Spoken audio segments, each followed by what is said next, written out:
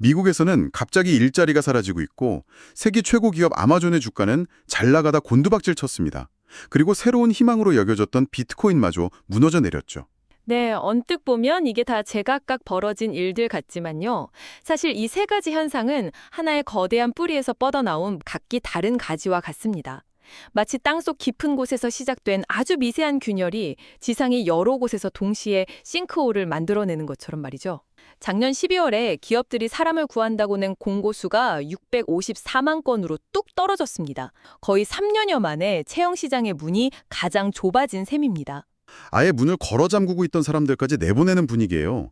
올해 1월 한 달 동안에만 기업들이 발표한 해고 인원이 무려 10만 8천 명. 작년 같은 달보다 2배 이상 늘어난 수치인데 이게 2009년 금융위기 이후 1월 기준으로는 최대 규모라고 하더군요. 이건 단순한 경기 침체 신호로 보기엔 너무 강력한데요. 보통 경기가 안 좋으면 신규 채용을 줄이는 선에서 그치거든요. 그런데 이번엔 기존 인력까지 이렇게 대규모로 줄이고 있다는 점이 핵심입니다. 더 무서운 건 새로 사람을 뽑겠다는 계획이 5,300여 건에 그쳤다는 사실이에요. 이건 역시 2009년 이후 가장 적은 숫자입니다. 들어올 문은 꽉 막고 나가는 문은 활짝 열어놓은 그런 형국이죠. 대체 왜 이런 일이 벌어지는 걸까요? 모두가 예상하는 것처럼 단순히 경기가 나빠져서 허리띠를 졸라매는 걸까요? 경기가 식는 영향도 분명히 있습니다.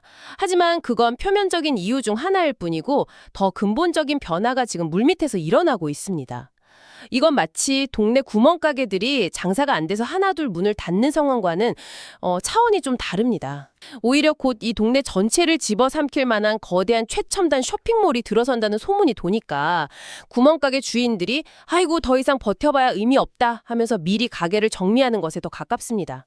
그 쇼핑몰의 정체가 뭡니까? 바로 인공지능입니다. 지금까지는 사람이 하던 일들, 예를 들어 고객 응대나 데이터 정리, 서류 작업 같은 것들을요, 이제 인공지능이 훨씬 빠르고 저렴하게 처리할 수 있게 된 거죠. 기업들 입장에서는 비싼 월급을 주고 사람을 계속 쓸 이유가 점점 사라지고 있는 겁니다. 특히 기업 서비스나 소매, 금융, 의료 분야에서 이런 변화가 가장 빠르게 나타나고 있습니다. 그렇다면 지금의 이 해고 쇼크는 불황 때문이 아니라 일의 패러다임 자체가 바뀌는 과정에서 나타나는 구조적인 문제다, 이런 말씀이시군요. 근데 한 가지 의문이 들어요. 기업들이 비용 절감을 위해서 인공지능을 핑계로 대규모 구조조정을 정당화하는 측면도 있지 않을까요? 정말 인공지능이 그 일을 대체할 수 있어서 자르는 건지 아니면 그냥 경기 침체를 대비하는 건지 구직자 입장에선 혼란스러울 것 같은데요. 실제로 두 가지 측면이 모두 작용하고 있습니다. 기업들은 인공지능이라는 이 거대한 변화의 흐름에 올라타야 한다는 명분, 그리고 경기 침체에 대비해 비용을 줄여야 한다는 현실적인 필요, 이 두 가지를 동시에 해결하는 카드로 인공지능 도입을 위한 구조조정을 활용하고 있는 것이죠. 중요한 건 이유가 무엇이든 결과적으로 사람의 일자리가 기계로 대체되는 거대한 흐름이 이미 시작되었다는 사실입니다. 지금의 해고는 단순한 경기 순환의 일부가 아니라 산업혁명 이후 가장 큰 일의 종말을 알리는 예고편일 수 있습니다. 그렇다면 이런 변화를 이끄는 인공지능 기술의 선두에 있는 기업들은 상황이 좀 다르지 않을까요? 이를테면 아마존 같은 거대 기술 기업들은 오히려 지금이 기회일 것 같은데 현실은 정반대였습니다. 아마존의 주가가 하루아침에 9% 넘게 폭락했죠. 심지어 장사도 아주 잘했는데 말입니다. 바로 그 지점이 두 번째 이야기의 핵심입니다. 아마존의 분기 매출은 시장의 예상을 뛰어넘는 2,133억 달러를 기록했습니다. 물건을 엄청나게 팔았다는 뜻이죠. 네, 실적은 좋았어요. 그런데도 주가는 폭락했습니다. 그 이유는 아마존이 앞으로 1년 동안 무려 2천억 달러라는 천문학적인 돈에 쏟아붓겠다는 계획을 발표했기 때문입니다. 1,000억 달러, 우리 돈으로 260조 원이 넘는 돈인데 대체 그 돈을 어디에 쓰겠다는 겁니까? 그 발표 하나 때문에 잘 나온 실적이 전부 묻혀버렸다는 게 잘 이해가 안 되는데요. 이 상황을 이해하기 쉬운 비유로 한번 설명해 보겠습니다. 여기 아주 부지런한 농부가 한 명 있습니다. 가을 내내 정말 열심히 일해서 곳간에 쌀을 산더미처럼 쌓아놨어요.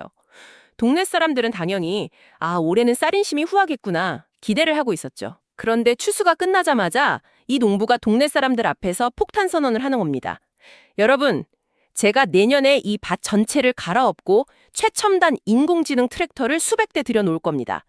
그래서 이 곳간에 있는 쌀은 물론이고 앞으로 몇 년간 벌어들일 쌀까지 전부 그 트랙터 사는 데 쓸 겁니다. 동네 사람들, 그러니까 투자자들 입장에서는 황당한 거죠. 아니, 농사는 잘 지었다면서 왜 우리한테 나눠줄 쌀은 한 톨도 없다는 거야 하면서 당장 곡간을 열라고 아우성을 치는 거군요.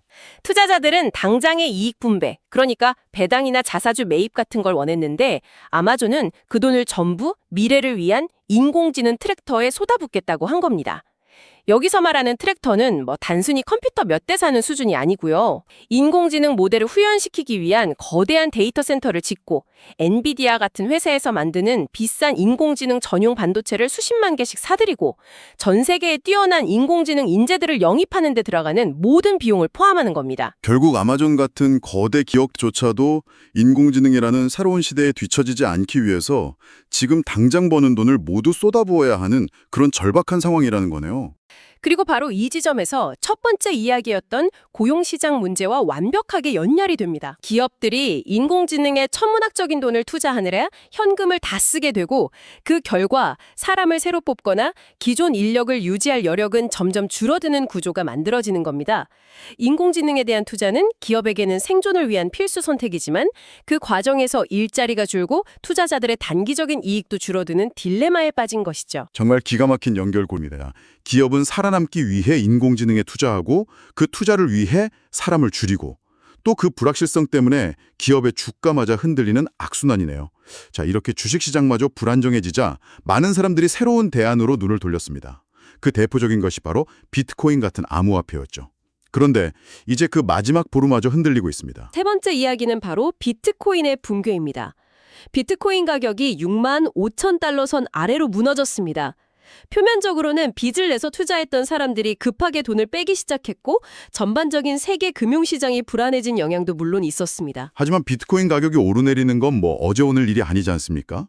이런 하락은 과거에도 여러 번 있었는데 유독 이번 폭락이 투자자들에게 더 뼈아프게 다가오는 특별한 이유가 있다고 들었습니다. 이번 폭락의 결정타를 날린 것은 기술적 분석이나 시장의 흐름이 아니었습니다. 바로 미국 정부의 말 한마디였습니다. 미국 재무장관이 공개적으로 이렇게 선언했습니다. 암호화폐 시장이 망가지더라도 정부는 절대로 구해주지 않을 것이다. 이건 시장에 보내는 신호치고는 너무나 차갑고 단호한데요. 이 상황을 또 다른 비유로 설명해 드릴 수 있습니다. 아이가 놀이터에서 신나게 놀다가 그만 넘어져서 무릎이 까졌어요. 피가 나고 아파서 엉엉 울고 있습니다. 보통은 부모님이 달려와서 괜찮니 하면서 일으켜주고 약을 발라주잖아요. 그런데 이번엔 부모님이 멀찍이 서서 팔짱을 낀 채 이렇게 말하는 것과 같습니다. 얘야, 네가 선택해서 놀다가 넘어진 거니 스스로 일어나야 한다. 앞으로도 네가 넘어져도 나는 절대 안 도와줄 거니까 그렇게 알렴. 마지막 기댈 곳이 사라진 느낌이겠네요. 그동안 비트코인 투자자들 마음속 한구석에는 설마 정말 큰일이 나면, 그래서 금융시장 전체가 흔들릴 정도가 되면 정부가 어떻게든 도와주겠지라는 막연한 기대감이 있었거든요. 이번 재무장관의 발표로 그 마지막 믿는 구석이 공식적으로 그리고 완전히 사라져버린 겁니다. 우리 뒤에는 아무도 없다. 즉, 뒷배가 없다는 사실이 확인되자 암호화폐라는 자산 자체의 신뢰도에 치명적인 금이 가기 시작한 거죠. 이것이 가격 폭락을 이끌어낸 가장 근본적이고 심리적인 이유입니다. 그런데 이 정부의 태도 변화가 앞서 이야기한 인공지능의 흐름과도 관련이 있는 건가요? 언뜻 보기엔 암호화폐 시장의 과열을 막기 위한 독립적인 정책처럼 보이는데요? 바로 그 지점에서 세 이야기가 모두 하나로 합쳐집니다. 정부, 특히 금융당국이 가장 두려워하는 것은 불확실성과 통제 불가능성입니다. 지금 인공지능이라는 거대한 기술이 기존 산업 지형을 어떻게 바꿀지, 고용시장에 어떤 충격을 줄지, 심지어 금융 시스템을 어떻게 뒤흔들지 아무도 예측할 수 없는 상황이거든요. 이런 거대한 불확실성 앞에서 정부는 또 다른 통제 불가능한 변수인 암호화폐 시장까지 책임질 여력도 의지도 없는 겁니다. 마치 집채만한 파도가 밀려오는데 조그만 조각배까지 구하러 나설 수 없는 상황과 같죠. 인공지능이 가져온 거대한 시대적 불안감이 결국 정부마저 몸을 사리게 만들었고 그 첫 번째 희생양이 암호화폐 시장이 된 셈입니다. 미국의 일자리 문제, 아마존의 주가, 비트코인의 가격, 이 세 가지가 결국 인공지능이 불러온 거대한 변화와 그로 인한 극심한 불확실성, 이라는 하나의 현상에 대한 각기 다른 반응이었다는 거군요. 인공지능이라는 거대한 판이 움직이면서 기존의 경제, 산업, 그리고 투자의 판까지 모조리 흔들고 있는 것이죠. 이제는 단순히 돈을 어떻게 불릴까 하는 재테크를 넘어서 세상의 큰 변화의 흐름을 정확히 읽고 그 거대한 파도 속에서 내 소중한 자산을 어떻게 지킬 것인가를 먼저 고민해야 할 때가 온 것 같습니다.